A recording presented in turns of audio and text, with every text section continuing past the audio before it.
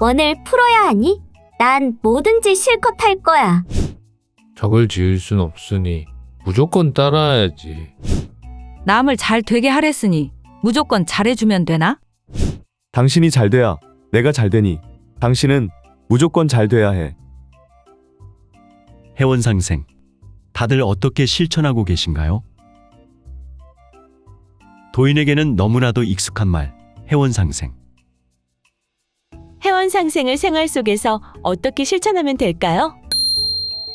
모두 알고 있는 말이지만 그 실천을 묻는다면 한 번쯤 머뭇거린 적이 있지 않으신가요? 회원상생의 올바른 실천을 위해 고민하고 있는 당신에게 이 글은 그 길잡이가 되어주고자 합니다.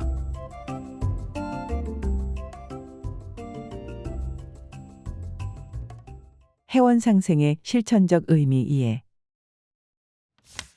도전님께서 우리 대순진리회를 창설하신 목적을 명시한 글이 바로 대순진리회요람의 취지문이다. 아래는 그 글의 일부인데 우리가 궁극적으로 지향하는 도통을 위해 어떻게 수도해야 하는가에 대한 방법과 과정이 제시되어 있다. 오직 우리 대순진리회는 성경신, 삼법원으로 수도의 요체를 삼고 안심 이율령으로 수행의 훈전을 삼아 음양합덕, 신인조와 회원상생, 도통진경의 대순진리를 면이수지하고 성지우성하여 도즈가 아직도의 경지를 정각하고 일단 화련관통하면 삼계를 투명하고 삼남한상의 곡진이에 무소불능하나니 이것이 영통이며 도통인 것이다. 그 가운데 필자는 특히 대순진리를 면이수지하고 성지우성하여라는 구절에 주목하였다. 이는 문맥상 도통에 이르는 과정에 대한 설명으로 대순진리회의 정체성과 관련하여 매우 중대한 의미를 지니기 때문이다. 대순진리회는 상제님께서 대순하신 진리를 종지로 하여 창설되었다. 종지란 어떠한 종교의 신앙인들이 믿고 실천해야 할 이념을 요약해 놓은 것을 말한다. 그러므로 대순진리회는 대순진리를 믿고 실천하기 위해 창설되었다는 뜻이다.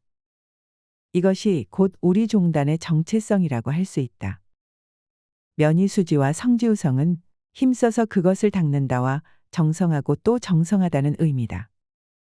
이 성지우성은 면이수지를 질적으로 더욱 지극하게 향상시켜 나간다는 뜻으로 모두 닦음이라는 실천적 의미를 담고 있다. 결국 이 구절은 대순진리를 힘써 닦는다는 의미이며 바로 종단의 정체성을 잘 드러내고 있다고 볼 수 있다. 그렇다면 대순진리는 닦음의 구체적 대상이 된다. 따라서 대순진리는 닦음이라는 실천적 차원에서 살펴보아야 할 필요가 있다. 또한 수도의 본질이 실천에 있다는 것은 너무나 일반적인 사실이다. 단지 대순진리 각각의 개념에 대한 이론적 차원에서의 이해에 그친다면 수도의 본질과 동떨어진 일이 될 것이다. 이 글은 이러한 문제의식에서 출발하였다.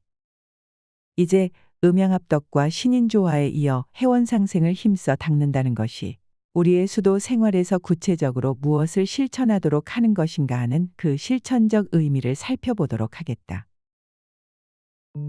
회원상생 개념과 실천의 당위성. 회원상생의 실천적 의미에 앞서 그 개념에 대한 이해가 필요할 것 같다. 회원상생은 대순사상만의 고유한 개념으로서 원을 푼다라는 회원과 서로 잘 되게 한다 내지는 서로 잘 살게 한다라는 의미의 상생이 결합한 합성어다. 여기 원자는 갑골문에서 그물의 형상을 본뜬 망과 토끼의 형상을 본뜬 토가 합쳐진 형태를 보인다. 그물 속에서 움츠린 토끼의 형상으로부터 의미를 끌어낸 것으로 원통하다, 억울하다, 억울한 죄, 원한 등의 뜻을 나타낸다. 이리저리 마음껏 뛰어다녀야 하는 토끼가 그물에 갇혀 극도로 움츠러든 모습을 형상화한 글자가 원인 것이다. 원은 곧 어떠한 존재의 욕구가 외부적인 제약이나 억압으로 좌절되거나 구속됨으로써 생기는 원통하거나 억울한 마음의 고통을 의미한다. 이와 같은 고통을 풀어서 없애는 것이 바로 회원이다. 정경에서는 이러한 원뿐만이 아니라 이와 유사한 개념인 원한이나 한을 풀어 없애는 것도 모두 회원이라 말하고 있다. 구체적으로 살펴보면 단주의 원이나 진묵대사의 원을 풀어주는 일을 해원이라 하였는데 이는 원의 경우에 해당한다. 대중화의 산하와 백성이 이적의 칭호를 받는 청에게 정복됨으로써 생긴 원한이나 포부를 이루지 못한 망고 역신들의 원한을 풀어주는 일 또한 해원이라 하였는데 이는 원한에 대한 것이다. 그리고 전봉준이 사명기가 없어서 품었던 한이나 일본이 임진왜란 때 우리나라에 와서 성공치 못하고 맺었던 3가지 한을 풀어주는 것도 해원이라 하였는데 이는 한에 대한 것임을 알 수 있다. 이러한 신뢰를 통해 해원이라는 용어 속의 원은 원한이나 한 등을 모두 포괄하는 개념임을 확인할 수 있다. 또한 여러 종류의 새와 짐승에게도 상제님께서 너희 무리들도 후천 해원을 구하려 함인가라고 하신 말씀을 보면 원이 비단 인간만이 아니라 금수의 마음까지도 포괄하고 있음을 알 수 있다. 원한과 한이 모두 억울하고 원통해 하는 마음을 나타내는 낱말들이지만 우리의 언어 생활을 엄밀하게 분석해보면 의미상 차이를 보인다. 일반적으로 원한은 타자로부터 억울한 일을 당하여 그 타자를 원망 증오하거나 심하게는 복수심을 갖는 등의 감정을 가리키는 말이다. 이에 비해 한은 몹시 원망스럽고 억울하거나 슬픈 감정이 스스로의 내면에 응어리진 것이다. 원한은 그 감정이 타자에게로 향하는 성향이 강하고 한은 그 감정이 자신에게 그치는 성향이 강한 것이라고 할 수 있다. 다음으로 상생은 글자 그대로 서로 잘 되게 한다는 뜻이다. 곧 서로가 서로에게 이롭게 한다는 것이다. 흔히 상생이라고 하면 목생화, 화생토, 토생금 등 음양오행설에서 말하는 상생이 떠오르기 쉽다. 하지만 이는 목은 화를, 화는 토를, 토는 금을 차례차례로 생하는 것이다. 어느 하나가 다른 하나를 생하는 한 방향으로의 상생이며 서로가 서로를 생하는 것은 아니므로 해원상생의 상생과는 의미가 다른 것이다. 또한 해원이 아니고는 상생이 있을 수 없고 상생이 아니고는 해원이 있을 수 없다. 라는 도전님의 말씀에서 보듯이 해원상생에서의 상생은 해원을 전제로 한다는 점에서 대순사상만의 고유한 의미가 있다. 이는 또한 해원도 상생을 전제로 한다는 말씀이므로 해원과 상생이 서로 때려야 뗄 수 없는 유기적인 관계에 있다는 뜻으로 이해할 수 있다. 이러한 의미를 지닌 해원상생은 여러 종지 가운데에서도 특히나 중요한 의미가 있다.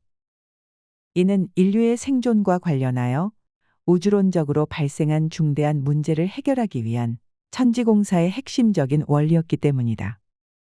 이는 다음의 상제님 말씀에 잘 나타나 있다. 상제께서 선천에서는 인간 사물이 모두 상극에 지배되어 세상이 원한이 쌓이고 맺혀 삼계를 채웠으니 천지가 상도를 잃어 갖가지의 재화가 일어나고 세상은 참혹하게 되었도다. 그러므로 내가 천지의 도수를 정리하고 신명을 조화하여 만고의 원한을 풀고 상생의 도로 후천의 선경을 세워서 세계의 민생을 건지려 하노라. 무릇 크고 작은 일을 가리지 않고 신도로부터 원을 풀어야 하느니라. 먼저 도수를 굳건히 하여 조화하면 그것이 기틀이 되어 인사가 저절로 이룩될 것이니라. 이것이 곧 삼계공사인이라고 김형렬에게 말씀하시고 천지가 상도를 잃음으로써 온갖 재화가 일어나고 세상이 참혹하게 된 근본 원인을 상제님께서는 상극의 지배라는 선천의 시대적 환경과 이에 따른 원한의 문제로 진단하셨다. 그러므로 이 인류를 구하기 위해 만고의 세월을 거치며 쌓여온 모든 원한을 풀어야 했고 다시는 원한이 발생하지 않도록 상생의 도가 지배하는 성경을 세우는 삼계공사를 행하신 것이다. 여기에서 삼계공사의 핵심 원리가 해원상생이라는 사실을 확인할 수 있다. 도전님께서는 이 해원상생에 대해 상제께서 천지공사를 행하여 극의 달에 있는 신계와 인계의 원한을 풀어주시고 이제는 그러한 제겁이 다시는 발생하지 않도록 법리를 짜놓으시고 실천하도록 하신 것입니다. 도인들이 해원상생을 생활윤리로 받들어 실천해야 되는 이유가 거기에 있는 것입니다. 라고 말씀하셨다. 이는 곧 해원상생이 상제님께서 천지공사를 통해 정하신 진리이므로 도인이라면 반드시 받들어 실천해야만 하는 당위적 과제라는 말씀이다.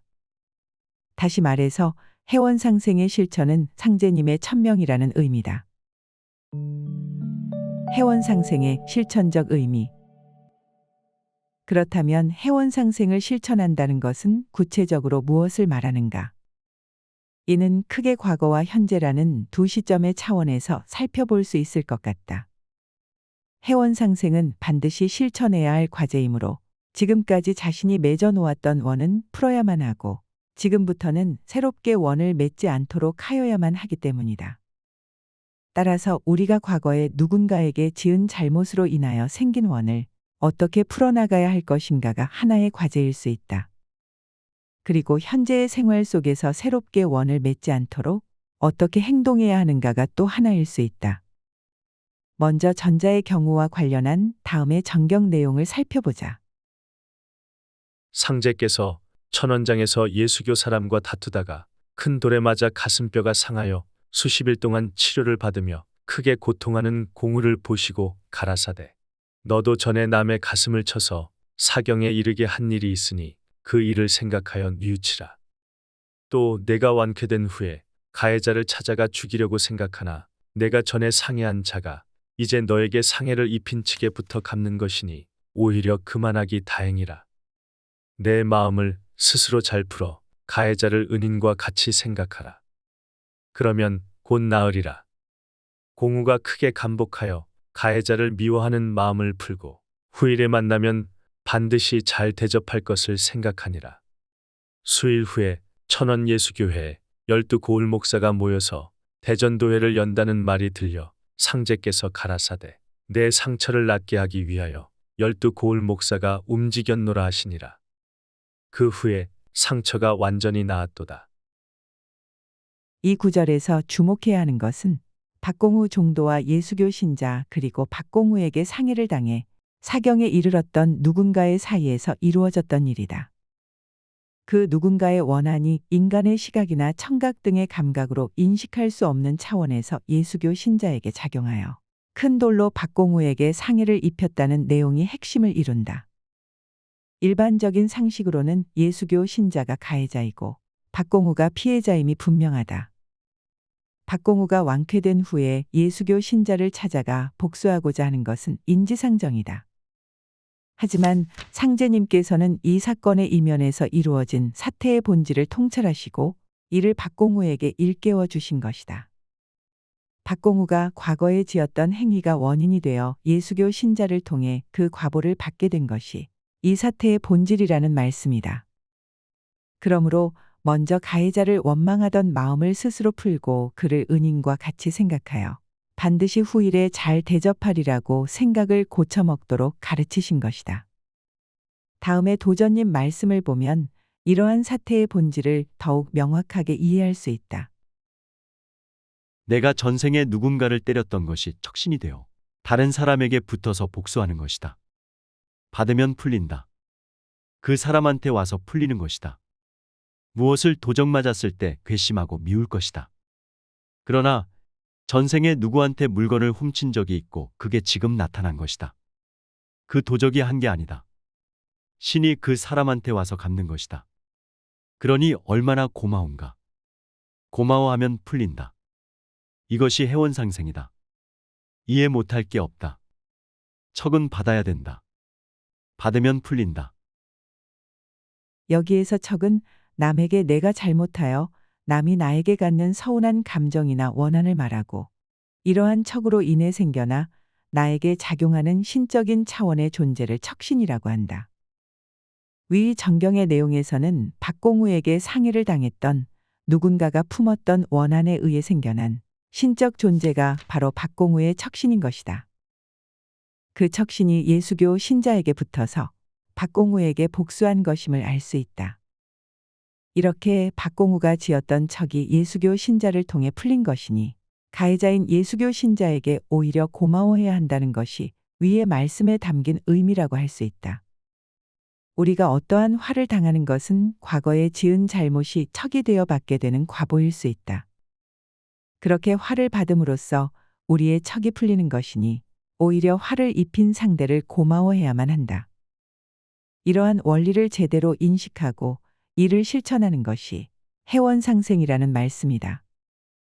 이를 실천할 때 척신은 원이 풀리고 우리는 척이 풀려 앞길이 열릴 것이다. 이로써 서로 잘 될 수 있으므로 해원상생이다. 만약 이러한 원리를 제대로 인식하지 못하고 가해자를 원망하며 원한을 품게 된다면 우리가 또 다른 원한을 낳은 주체가 됨으로써 상제님의 천지공사에 역행하는 결과를 낳게 되는 것이다. 이처럼 과거에 지은 척은 화를 당함으로써 풀리는 것이므로 어떠한 화를 당하더라도 오히려 이를 감사하게 여기며 극복해 나가는 것이 바로 해원상생의 실천이라 할 수 있다. 한편 도전님께서는 이 척신은 다른 사람에게 붙어 보복하기도 하고 우리의 몸에 붙어 몸에 고통을 주기도 하며 마음에 붙어 엉뚱하거나 잘못된 생각을 일으키게 하기도 한다고 하셨다.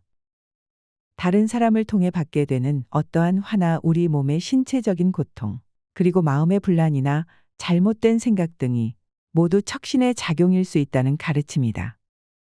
이는 척신이 어떠한 경로를 통해 작용하는가를 밝혀주심으로써 우리가 수도 과정에서 적절하게 대응할 수 있는 해안을 열어주신 것이라 할 수 있다. 그러므로 이 가르침을 명확하게 인식하여 이러한 척신의 작용에 항상 감사한 마음을 가지고 받아들이는 자세를 견지함으로써 과거에 지은 척을 풀어나가는 수도 생활이 되도록 정성을 다해야 할 것이다. 다음으로는 새롭게 원을 맺지 않도록 하기 위해서는 어떻게 행동해야 하는가에 대해 살펴보겠다. 이 문제의 실천 방안은 남에게 척을 짓지 말고 남을 잘 되게 하라 라는 도전님의 훈시 말씀 하나로 간략하게 정리할 수 있을 것 같다. 나로 말미암아 누군가가 원을 맺는 것은 내가 상대에게 척을 지었기 때문이므로 결국은 척을 짓지 않음으로써 새로운 원이 생겨나지 않는 것이다. 그리고 남을 잘 되게 하라는 것은 곧 상생을 실천하라는 말씀이니 이 말씀이 그 실천 방안을 가장 함축적으로 제시하신 것이라고 할 수 있다. 도전님께서 해원상생의 실천 방안에 대해 말씀하신 아래의 여러 내용을 살펴보면 해원상생이 남에게 척을 짓지 말고 남을 잘 되게 하라는 의미로 함축되고 있음을 확인할 수 있다. 인류가 무편무사하고 정직과 진실로서 상호이해하고 사랑하며 상부상조의 도덕심이 생활화된다면 이것이 화평이며 해원상생이다. 너와 내가 척이 없이 서로 돕고 존경하며 감사하는 마음으로 살아갈 때 방면 체내가 편안하고 가정이 화목하고 사회 국가가 안정되고 천하가 화평하게 됩니다. 이것이 해원상생의 원리입니다. 서로 원망이 없도록 하는 것, 이것이 해원상생이다. 무편무사, 상호이해와 사랑, 상부상조의 생활화를 비롯하여 서로 존경, 서로 감사한 마음으로 생활 등의 윤리를 항상 실천한다면 척을 짓지 않게 될 뿐만 아니라 남을 잘 되게 할 수 있다. 그러므로 이러한 윤리들을 실천하는 일이 바로 해원상생이라는 말씀인 것이다. 이뿐만 아니라 우리 도인의 실천 덕목으로 규정한 훈애와 수칙도 결국은 해원상생의 실천 윤리로 귀결된다고 할 수 있다. 훈애의 척을 짓지 말라와 남을 잘 되게 하라라는 조목은 당연히 해원상생을 말하는 것이다. 마음을 속이지 말라. 언덕을 잘 가지라. 은혜를 저버리지 말라. 라는 조목은 이를 실천함으로써 남에게 척을 짓지 않고 남을 잘 되게 할 수 있으므로 이 또한 해원상생의 실천이라 할 수 있다. 지면의 한계로 구체적으로 언급할 수는 없으나 수칙의 모든 항목도 결국은 해원상생의 실천으로 귀결된다고 볼 수 있다. 이렇게 해원상생은 우리가 실천해야 할 생활 윤리 전반을 아우르는 핵심적인 진리인 것이다. 이상에서 논한 해원상생의 실천적 의미는 내가 남에게 원을 맺었거나 맺게 되는 차원에서 살펴본 것이다. 이와는 다른 한편으로 자신이 스스로 원을 품고 있거나 품게 되는 차원도 생각해 보아야 한다. 곧 과거에 자신이 당했던 어떠한 일로 원을 품고 있다거나 현재의 생활 속에서 새롭게 스스로 원을 품게 되는 것이 그것이다. 상제님의 원수의 원을 풀고 그를 은인과 같이 사랑하라. 그러면 그도 덕이 되어서 복을 이루게 되나니라. 라는 말씀은 과거의 어떠한 일로 우리가 원을 품고 있는 경우에 어떻게 해야 하는가를 밝히신 가르침이라고 할 수 있다. 해원상생이 상제님께서 천지공사로서 정하신 천명이므로 위의 말씀처럼 자신의 마음속에 품은 원이 있다면 반드시 스스로 그 원을 풀어야만 하는 것이다. 설령 해원상생이 이렇게 천명이라는 사실을 인식한다고 하더라도 우리는 여전히 수도의 과정에 있으므로 스스로 자신의 감정을 그렇게 통제하기란 쉬운 일이 아니다. 스스로 원을 품게 되는 문제와 관련한 다음의 도전님 말씀을 살펴보자. 인간의 의욕이란 한이 없어서 허영과 야망으로 넘쳐 허황된 꿈으로 사라지기 쉬운 것입니다. 이와 같이 허황된 꿈으로 화하면 드디어 실망과 후회는 물론 자기도 남도 원망하게 되어 한을 품게 되는 것입니다.